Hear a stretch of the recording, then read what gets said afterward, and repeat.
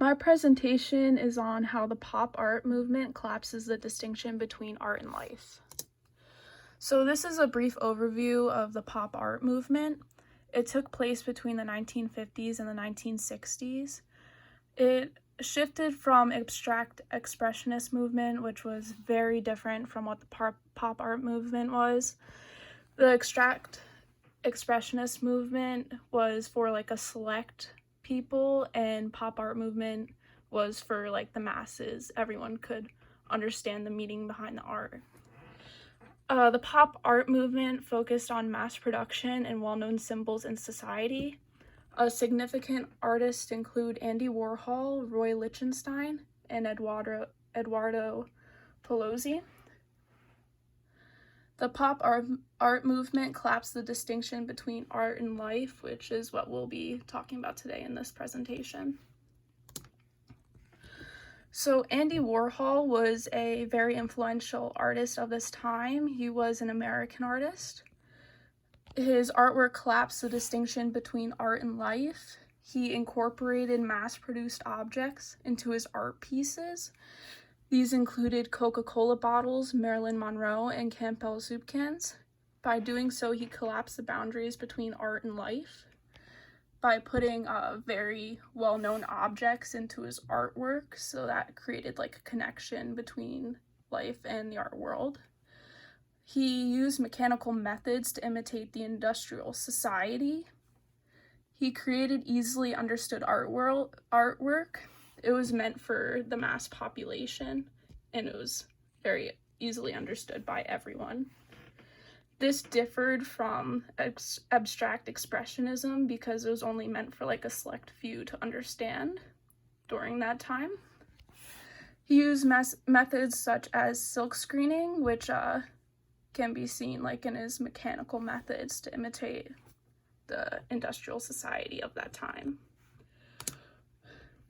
These are the artworks that I was talking about in the previous slide, such as the Campbell soup can, Marilyn Monroe, and the Coca-Cola bottles. These were all silk screened. So Roy Lichtenstein was an American artist. He was very influential during the time, just like Warhol was. His artwork collapsed the distinction between art and life, just like Warhol's. He used mechanical methods to create his artwork. He used techniques such as Ben-Day dots. He believed that there were codes and hidden messages within society, and he incorporated that through his artwork. He used popular objects and imagery within his creations. It was mostly inspired by DC Comics and cartoon characters. It derives so much from DC Comics and cartoon characters that many questioned the credibility of his artwork and claimed it was copied. So these are three of his artworks, such as Popeye, Drowning Girl, and Mickey Mouse. As you can see, Drowning Girl uses Ben-Day dots. Eduardo Pelosi was an England artist, so he was very popular in that region.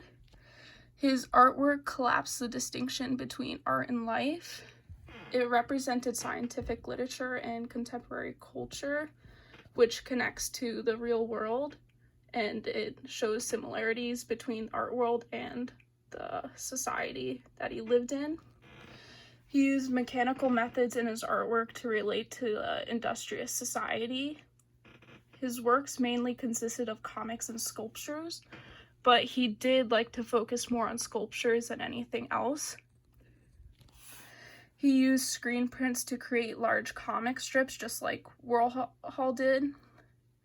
His work was based off of well-known objects and figures, so it was very easily understood by the mass population. So these are three of his artworks that he created. They're called I Was a Rich Man's Plaything. The middle one is Shattered Head, and the third one is called Meet the People. So as you can see, like in the second one, Shattered Head, it is one of his famous sculptures. He used metals and such to replicate the industrious society. So this is the end of my presentation. Thank you for listening.